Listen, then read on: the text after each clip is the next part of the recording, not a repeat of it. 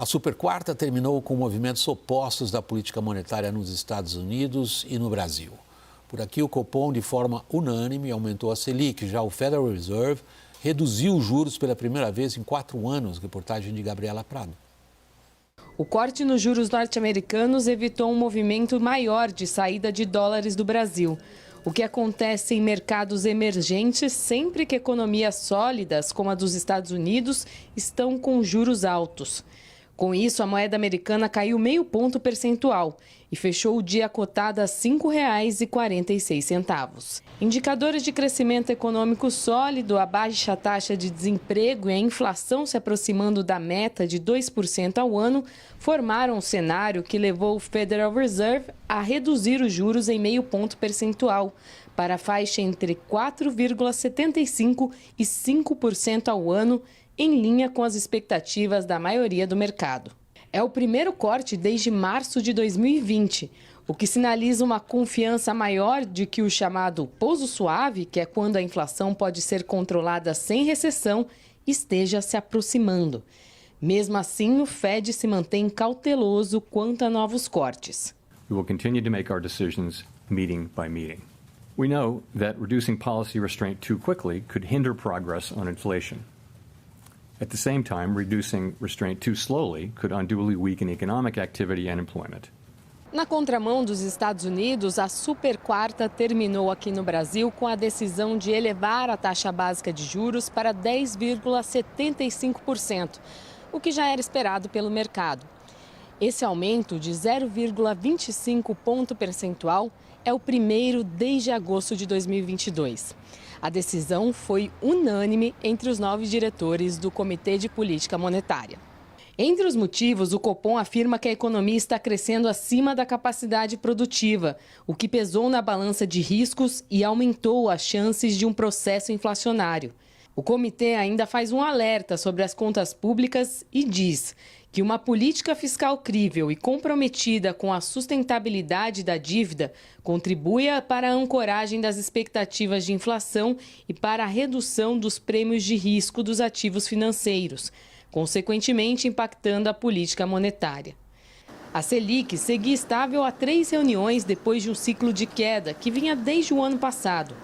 Hoje, o cenário é outro e o mercado financeiro já trabalha com a projeção de um novo ciclo de aperto monetário. Samuel, o que o Banco Central está dizendo é grave. Ele está dizendo que o tipo de crescimento que a gente registra nos números do PIB brasileiros não é sustentável. Ele está superaquecido. E ele trabalha, então, o Banco Central para diminuir o que ele considera que sejam pressões inflacionárias. Está sendo exagerado o Banco Central? Não está sendo exagerado, não. A gente olha o nível de inflação, está alto, não dá nenhum sinal de que vai cair e a economia está forte. Né? E a economia está forte após muitos meses de juros altos. Né? Porque a gente sabe que o juro demora para bater na economia. Né? Então já deu mais do que tempo para esse juro alto bater. Ora, se a economia está pleno emprego, o último dado que a gente teve do crescimento econômico surpreendeu o crescimento, mas foi menos noticiado, mas surpreendeu mais do que o crescimento a demanda, que aliás foi muito maior do que o crescimento. A economia cresceu, mas a demanda cresceu mais ainda, por isso que as importações bombaram. E um crescimento puxado pela demanda, em excesso à oferta, gera inflação, é lei de oferta e demanda. E a gente já está com serviços em 12 meses rodando a 5% ao ano. A inflação está muito acima da meta e ela não dá sinais. E, de fato, o Banco Central reconheceu isso no comunicado. Bem importante esse reconhecimento. A economia, a linguagem técnica é assim, hiato positivo. Hiato positivo significa demanda maior do que oferta. Essencialmente é isso. É isso? William, os economistas estão fazendo várias contas de um indicador que não é observável, como a gente diz em economia, que é a taxa de juro real neutra, que é aquela taxa descontada da inflação que nem estimula nem trava a economia. o Banco Central vinha revisando essa conta dele, dizendo, olha, a última vez que ele revisou essa conta, a taxa de juro real neutra está em 4,75%. Então, descontando a inflação, o juro real que nós temos hoje no Brasil, que é o segundo maior do mundo, a restrição, o grau de restrição ou de aperto que o Banco Central quer colocar na economia é a diferença entre o juro real onde ele está hoje e essa taxa neutra que é um pouquinho menor. O que os economistas estão vendo é que a taxa de juro real neutra está cada vez maior, ou seja, a potência da política monetária diminui diante disso.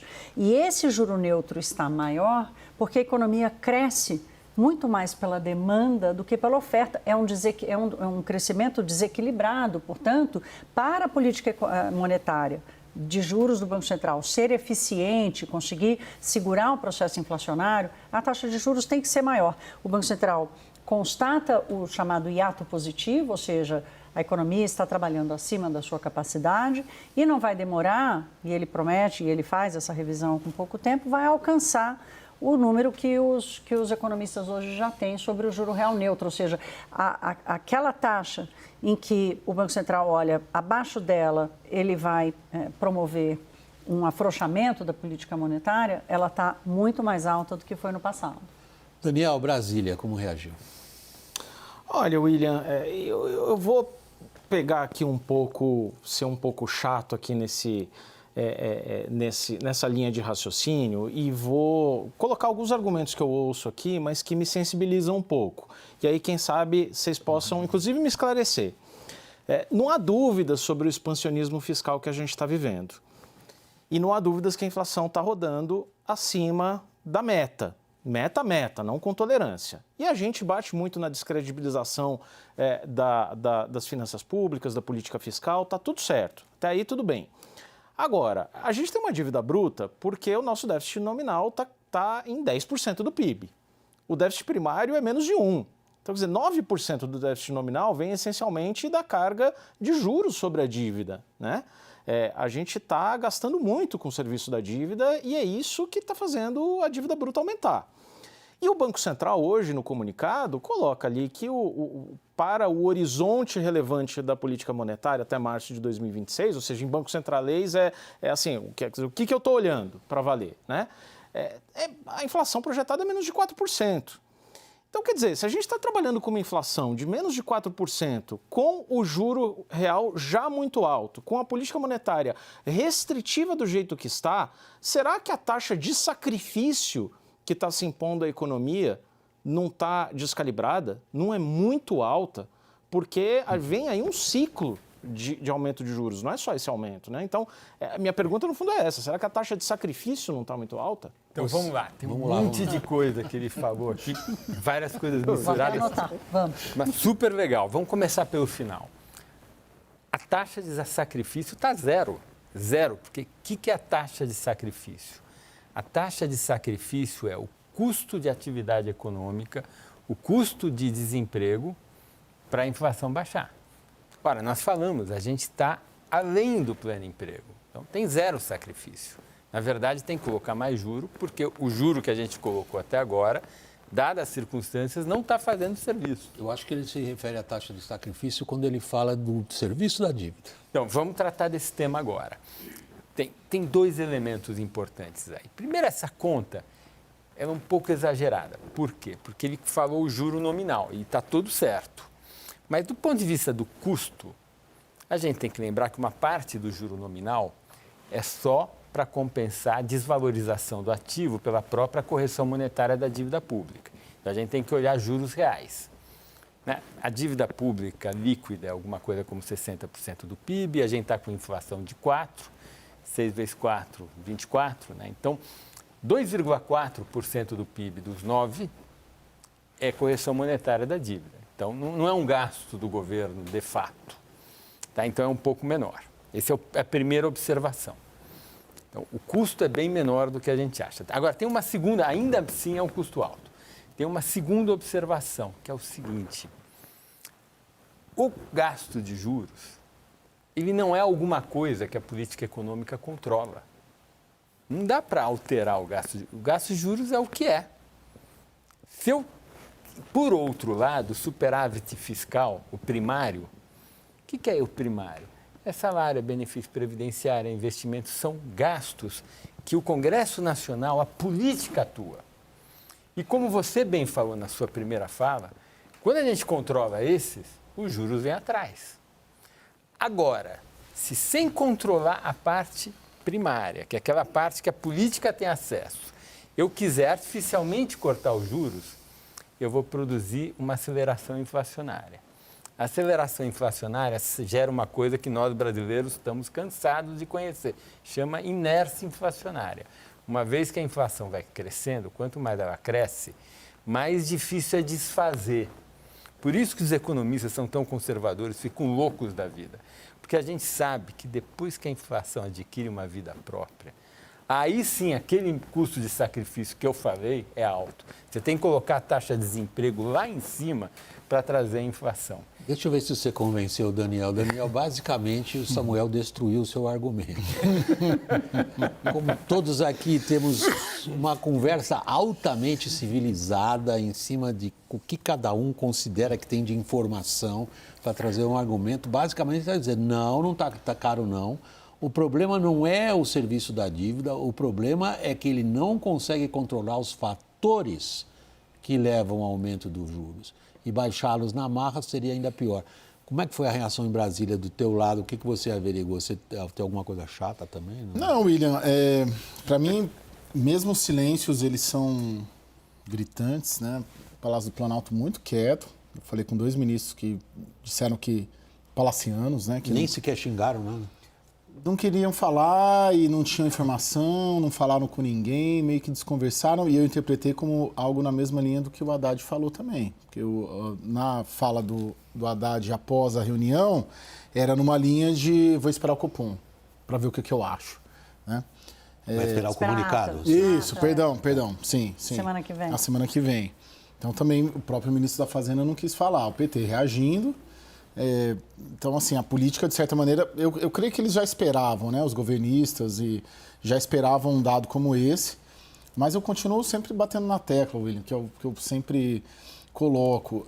Eles observam essa taxa de juros como uma trava para ampliar a potência eleitoral do projeto de reeleição em 2026, que eles acham que está positivo. Eu falo isso quase todo dia aqui. Quando eles olham taxa de crescimento a 2,5%, 3%, inflação a 4%, 4,5%, desemprego baixo, eles falam, poxa, eu chego competitivo em 26 e é isso que importa. Não é nada desses conceitos, para mim, até muito difíceis, que eu a minha formação, a minha especialização não é em economia, como a de vocês dois, principalmente, vocês três, mas assim... Não, a minha eles, também não. Eles acham que isso tudo... Eu quero saber quanto o PIB está crescendo, inflação está 4%, está ok, eu sou competitivo em 26. E é só isso que interessa. Eu quero pegar carona aqui no Caio, porque não, é interessante... Mas se ele fizer esse juro mais salgado, mas não vai ser muito salgado, a inflação vai chegar a 4,5%. Não vai atingir a meta. Para colocar na meta, as contas de todo mundo, tem que ter muito mais juros. Muito mais juros. Precisa de uns 3 pontos. Tem que jogar essa Selic perto de 3, 13, 14. Não vai acontecer. Eles vão para uns 11,5, 11,75, 12, que é o suficiente para chegar com inflação entre 4,5 e 26. Que é a inflação que eles estão achando feliz.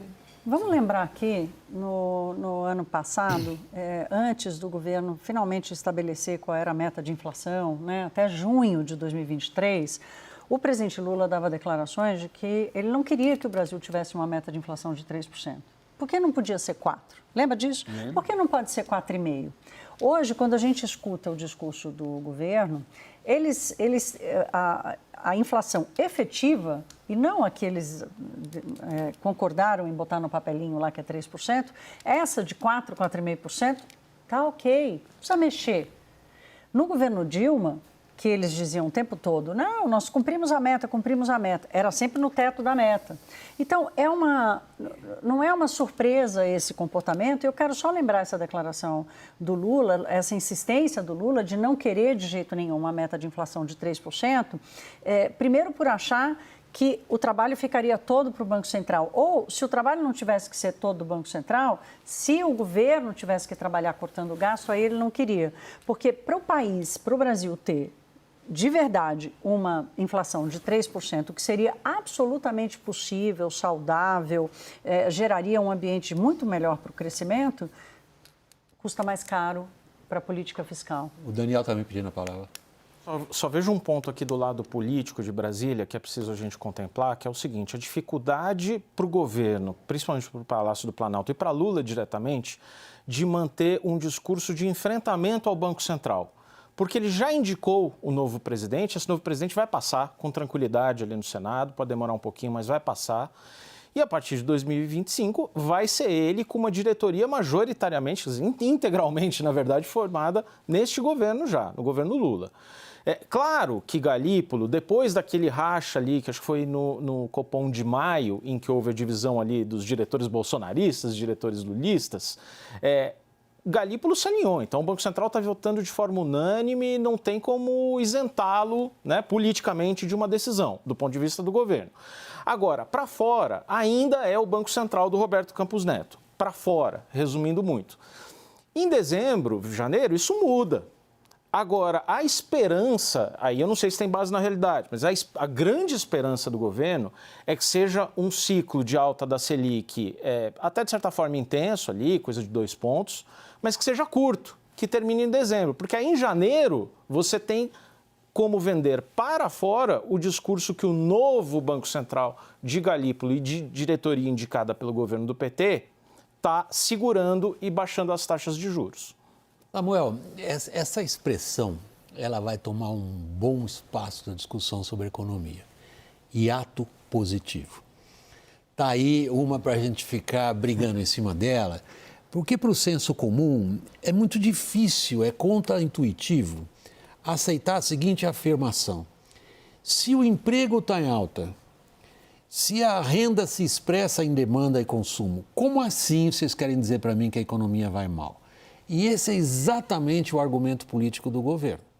O argumento político do governo que ele carrega consigo desde a vitória eleitoral é o de que, através da indução ao consumo, ele faz a economia girar e cria um efeito positivo, um ciclo virtuoso que fará com que demanda e oferta, uma correndo atrás da outra, gerem crescimento e prosperidade. Por que isso está errado? Isso está errado por um problema que tem vários problemas, mas o mais dramático é o timing, é o tempo que leva para investimento ser categoria de oferta. O que é isso? Eu faço um monte de investimento, e é isso que o pessoal do governo fala: olha, esse investimento vai aumentar a capacidade produtiva, eu vou produzir mais, vai ter mais oferta, e aí a inflação vai baixar. O problema é que demora, né? Lembra os navios da Petrobras? Quantos anos? Lembra as usinas de refinaria, as refinarias? Quantos anos? O problema é o seguinte: enquanto o investimento não está prontinho, funcionando, ele não é categoria de oferta, ele é demanda. Porque enquanto eu estou fazendo o investimento, eu estou contratando trabalhadores, eu estou comprando máquinas, eu estou demandando. E ele não está ofertando nada. E o problema é que tem uma defasagem muito grande. Enquanto essa defasagem está atuando, o investimento gera demanda, gera inflação, e inflação gera inércia. E aí, quando a oferta vem, já ela vem tarde, e a inflação já ficou inercial, e aí não tem mais jeito. Pega um exemplo, vamos fazer um exemplo aqui do lado. O governo Néstor Kirchner em 2003.